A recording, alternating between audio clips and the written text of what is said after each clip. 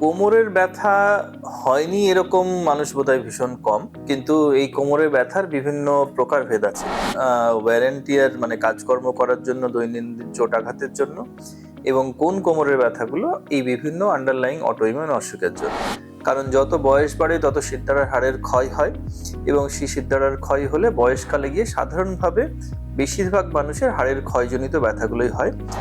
অনেকেরই চোখে ইনফ্লামেশন হয়, তো বারবার চোখ লাল হওয়া, চোখে ঝাপসা দেখা, এই জিনিসটা এই অসুখের সাথে থাকতে পারে।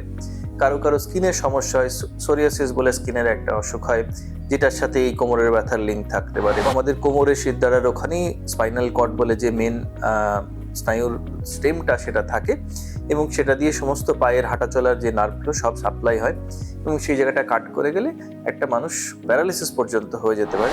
আর্থ্রোপ্যাথি বলে এই অসুখটাকে নাম বলা হয়, কারণ অসুখের চিকিৎসাটার এতটাই যুগান্তকারী পরিবর্তন ঘটেছে। নমস্কার, আমি doctor Arghya Chattopadhyay, consultant rheumatologist, Asian Institute of Immunology and Rheumatology. আজকে যে জিনিসটা নিয়ে আলোচনা করব সেটা হচ্ছে কোমরে ব্যথা। কোমরের ব্যথা হয়নি এরকম মানুষ বোধহয় ভীষণ কম, কিন্তু এই কোমরের ব্যথার বিভিন্ন প্রকারভেদ আছে। তার মধ্যে কিছু কোমরে ব্যথা আছে রোজকার আমাদের দৈনন্দিন কাজকর্মের জন্য, ট্রাভেলের জন্য, বা ভারী জিনিস তোলার জন্য কিছু হয়ে থাকে। কিছু কোমরের ব্যথা আছে যেগুলোর পিছনে কিন্তু বিভিন্ন অটোইমিউন অসুখের গল্প লুকিয়ে থাকে। সেই জায়গাটাই আমরা আজকে বোঝার চেষ্টা করব যে কোন কোমরের ব্যথাগুলো আপনার ওয়ারেন্টিয়ার মানে কাজকর্ম করার জন্য, দৈনন্দিন চোটাঘাতের জন্য, এবং কোন কোমরের ব্যথাগুলো এই বিভিন্ন আন্ডারলাইং অটোইমিউন অসুখের জন্য। প্রথমে যেটা বলি, কোমরের ব্যথা কার হচ্ছে, মানে বয়স কোন বয়সে গিয়ে হচ্ছে। যদি কম বয়সে কোমরের ব্যথা হয় তাহলে সেক্ষেত্রে বিভিন্ন ধরনের অটোইমিউন অসুখ হওয়ার সম্ভাবনা বাড়তে থাকে। কারণ যত বয়স বাড়ে তত সিদ্ধারার হাড়ের ক্ষয় হয়, এবং সেই সিদ্ধারার ক্ষয় হলে বয়সকালে গিয়ে সাধারণভাবে বেশিরভাগ মানুষের হাড়ের ক্ষয়জনিত ব্যথাগুলোই হয়, যেটা আমরা চলতি কথায় স্পন্ডালাইটিস বলে জানি। সেই জন্য সব কোমরে ব্যথাই যে মানে চলতি স্পন্ডালাইটিসের কথা জানি সেটা নয়, সেইটা বোঝাটা ভীষণ জরুরি। কোন কোমরের ব্যথাগুলো স্পন্ডালাইটিস নয়? যে কোমরের ব্যথাগুলো মানে চলতি, যে সাধারণ ধারণা ওয়ারেন্টিয়ারের জন্য যে স্পন্ডালাইটিস, যে কোমরের ব্যথাগুলো সকালে ঘুম থেকে উঠে আপনাকে কষ্ট দিচ্ছে, রাত্রেবেলায় ঘুমের মধ্যে পাশ ফিরতে অসুবিধা হচ্ছে, এবং ঘুম থেকে ওঠার পর কিছুক্ষণ হাঁটাচলা করলে, কিছুক্ষণ এক্সারসাইজ করলে, মুভমেন্ট করলে যে ব্যথাটা অনেকখানি উপশম ঘটছে, সেই ব্যথাগুলো কিন্তু অন্তর্নিহিত কোনো না কোনো ইনফ্লামেশনের জন্য, মানে কোনো না কোনো অটোইমিউন ডিজিজের জন্য ঘটছে। এর সাথে সাধারণভাবে এই অসুখগুলোর সাথে, যেহেতু এটা অটোইমিউন অসুখ, তার সাথে অন্য অর্গান এফেক্ট হওয়ার একটা সম্ভাবনা থাকে। যেমন এই যে কোমরে ব্যথার নেচারটা বললাম, যেটা সকালে ঘুম থেকে ওঠার সময় সব থেকে বেশি, মানে শুধু ঘুম থেকে ওঠা নয়, যখনই একটা মানুষ প্রলং রেস্ট করছে সেই সময় বেশি হচ্ছে, বা পাশ ফিরতে গেলে অসুবিধা হচ্ছে, সেই ব্যথাগুলো যে গ্রুপ অফ অসুখের মধ্যে ব্রডলি পড়ে তাকে বলা হয় স্পন্ডাইলো আর্থ্রোপ্যাথি, যার পুরনো একটা নাম ছিল অ্যাঙ্কিলোজিং স্পন্ডালাইটিস বলে। এইবারে যেহেতু অ্যাঙ্কিলোজিং স্পন্ডালাইটিস একটা অটোইমিউন অসুখ, তো আমরা এতদিনে জেনে গেছি যে অটোইমিউন অসুখের কোনো অর্গান লিমিটেশন নেই, সে আরো অন্যান্য অর্গান এফেক্ট করতে পারে। কিরকম? অ্যাঙ্কিলোজিং স্পন্ডালাইটিসের ক্ষেত্রে অনেকেরই চোখে ইনফ্লামেশন হয়, তো বারবার চোখ লাল হওয়া, চোখে ঝাপসা দেখা, এই জিনিসটা এই অসুখের সাথে থাকতে পারে। কারো কারো স্কিনের সমস্যা হয়, সোরিয়াসিস বলে স্কিনের একটা অসুখ হয়, যেটার সাথে এই কোমরের ব্যথার লিঙ্ক থাকতে পারে। কারো কারো কোলাইটিস হয়, মানে কোলনে ইনফ্লামেশন হয়ে আইবিডি বলে এক ধরনের অসুখ হয়, যেটাতে আলসারেটিভ কোলাইটিস বা ক্রোনস ডিজিজ বলে এই অসুখগুলোর সাথেই কোমরের ব্যথার লিঙ্ক থাকতে পারে। এছাড়া এই অসুখগুলোতে শুধুমাত্র জয়েন্ট নয়, বডির যেসব যেসব জায়গাতে মাসেলগুলো জয়েন্ট বোনের সাথে লাগছে সেই জায়গাগুলোতে ব্যথা হয়। কিরকম? গোড়ালিতে ব্যথা। অনেকেরই ধারণা থাকে গোড়ালিতে ব্যথা হয় হাড় বাড়লে, কিন্তু সেটা একটি ভুল ধারণা। কারণ এই গোড়ালিতে ব্যথাটা হয় ইনফ্লামেশনের জন্য, এবং রিপিটেড ইনফ্লামেশন হওয়ার জন্য যখন এক্সরে করা হয় তখন দেখা যায় ওখানে একটা হাড়ের খোঁচা বেরিয়ে আছে। তো ওটা কারণ নয়, ওটা ফলাফল। এবং সেইভাবেই আরো বডির বিভিন্ন জায়গায় যেগুলো বনি প্রমিনেন্স আছে, যেটা হাঁটুর আশেপাশে হতে পারে, শিরদাঁড়ার পাশে হতে পারে, এই জায়গাগুলোতেও ইনফ্লামেশন হয়ে পেন, স্টিফনেস, এই ঘটনাগুলো ঘটতে পারে। আর বাকি যে কোমরের ব্যথাগুলো, আমরা কিছু কিছু জায়গায় বলি যে কিছু কিছু রেড ফ্ল্যাগ সাইন্স আছে।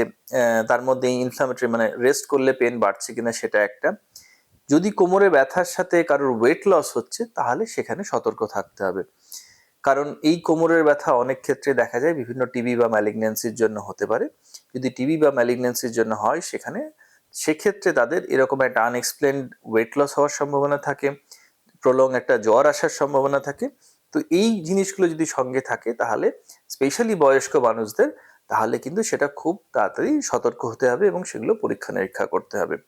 বা এমন কোনো কোমরে ব্যথা, যে কোমরে ব্যথা বয়সকালে হলেও বা চোট আঘাতের পরে হলেও যদি পায়ে ঝিনঝিন করছে, অবশ হয়ে যাচ্ছে, মানে নার্ভের এফেক্ট করছে মনে হচ্ছে, তাহলে সেই কোমরে ব্যথাও একটা রেড ফ্ল্যাগ, মানে ইমার্জেন্সি সিচুয়েশন।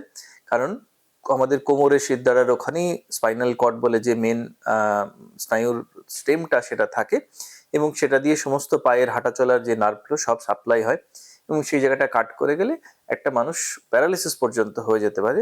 সেই জন্য যদি কোমরে ব্যথার সাথে পা ঝিনঝিন বা পায়ে স্পেশালি অবশ ভাব হয়ে যাচ্ছে, তাহলে সেটা সত্ত্বেও ডাক্তারবাবুর সাথে যোগাযোগ করে তার সুনির্দিষ্ট চিকিৎসা করতে হবে। অসুখগুলো সিমটম বেসিসে তফাৎ করা যায়। অ্যাঙ্কিলোজিং স্পন্ডিলাইটিসের ক্ষেত্রে যেমন HLA-B27 বলে একটি টেস্ট আছে। এই টেস্টটি এই কারণেই উল্লেখ করলাম কারণ এই টেস্টটি অনেক মানুষের অনেক ভুলভ্রান্তি ধারণা আছে। এটা একটা জিনের টেস্ট, এটা কোনো অসুখের রিপোর্ট নয়। এই জিনটা ক্যারি করলে মানুষের এই ধরনের অসুখগুলো হওয়ার সম্ভাবনা বাড়ে। তার মানে এই জিনটা না থাকলেও এই অসুখটা হতে পারে, এই ধারণাটা থাকা দরকার। কারণ অনেকেরই এই ধরনের ব্যথা হয় এবং তাদের B27 নেগেটিভ থাকার জন্য তাদের অন্য কোনো কিছু হয়েছে বলে ধরে নেওয়া হয়, এবং সেক্ষেত্রে তাদের দেখা যায় ভোগান্তিটা অনেক বেশি হয়। কিন্তু HLA-B27 কোনো অ্যাবসলিউট টেস্ট নয়। HLA-B27 এমন কোনো টেস্ট নয় যেটা বারবার চেক করে দেখতে হবে। এটা নিয়েই যাদের পজিটিভ আছে তারা এটা নিয়েই জন্মেছে, এটা নিয়েই সারা জীবন থাকবে। শুধু এই জিনটা থাকার জন্য তাদের এই অসুখগুলো হওয়ার প্রবণতাটা বাড়ে। যেহেতু জিনের সাথে লিঙ্ক, সেজন্য যাদের আছে পরবর্তী জেনারেশনে হওয়ার এই অসুখ ট্রান্সমিট হওয়ার একটা রিস্ক থেকে যায়, সেটা যদিও কম হলেও একটা থেকে যেতে পারে, কিন্তু জিন থাকলেই যে অসুখ হবে তার কোনো মানে নেই। দ্বিতীয়ত যে কথাটা বলার, এই সব অসুখগুলোর জন্য আজকালকার দিনে ভীষণ ভালো ভালো চিকিৎসার ব্যবস্থা চলে এসছে। একটা সময় এইসব অসুখগুলো মানুষ শুধু পেনকিলার খেয়ে কাটিয়ে দিত, সেক্ষেত্রে কিডনি নষ্ট হওয়ার সম্ভাবনা থাকতো। কিন্তু আজকের দিনে যে ধরনের ওষুধপত্র পাওয়া যায়, সেগুলোতে একদম পেন ফ্রি ডিজিজ কন্ট্রোল করে নর্মাল লাইফ লিড করা সম্ভব। পুরোনো দিনের অসুখটার নাম যে অ্যাঙ্কিলোজিং স্পন্ডিলাইটিস ছিল, কারণ সেটা শিরদাঁড়ার হাড়গুলো জুড়ে যেত বলে কথাটা, অসুখটার নাম ওরকম হয়েছিল, অ্যাঙ্কিলোজিং স্পন্ডিলাইটিস বলে বলা হতো। কিন্তু এখনকার দিনে চিকিৎসা ব্যবস্থার এতটাই উন্নতি হয়েছে যে এখনকার যদি কেউ নিয়মিত করে ওষুধ খায়, এক্সারসাইজ করে, তাহলে তার এই অ্যাঙ্কিলোজিং ঘটনাটাই ঘটে না। সেজন্য বর্তমান দিনে আমরা অসুখের নামটা ক্রমাগত চেঞ্জ করে অ্যাঙ্কিলোজিং স্পন্ডিলাইটিস বলতে পছন্দ করি না, স্পন্ডিলো আর্থ্রোপ্যাথি বলে এই অসুখটাকে নাম বলা হয়, কারণ অসুখের চিকিৎসাটার এতটাই যুগান্তকারী পরিবর্তন ঘটেছে। তাই ঠিক সময় যদি আপনি সিমটমগুলো সতর্ক হন, তাহলে আর্লি ডায়াগনোসিস হলে একদম নর্মাল লাইফ লিড করতে পারবেন। বেশিরভাগ ক্ষেত্রেই মানুষ ভুল করেন যে কেউ বাইক চালাচ্ছেন, কেউ কম্পিউটারে বসে কাজ করছেন, ভেবে থাকেন যে এই ব্যথাগুলো হয়তো সেই সব কারণে হচ্ছে। কিন্তু আবার বলি, যদি কোনো ব্যথা সকালে ঘুম থেকে উঠে আপনাকে কষ্ট দিচ্ছে, যদি রাত্রেবেলায় ঘুমের মধ্যে পাশ ফিরতে অসুবিধা হচ্ছে, সঙ্গে গোড়ালিতে ব্যথা বা চোখ লাল হওয়ার কোনো ঘটনা ঘটেছে, বা স্কিনে কোনো র্যাশ আছে সোরিয়াসিসের মতন, বা কোলনে আলসার আছে, তাহলে আপনি একটি অটোইমিউন অসুখে ভুগছেন, এবং যেটার আজকের দিনে ভীষণ ভালো চিকিৎসা সম্ভব, একদম নর্মাল লাইফ লিড করা সম্ভব। নমস্কার।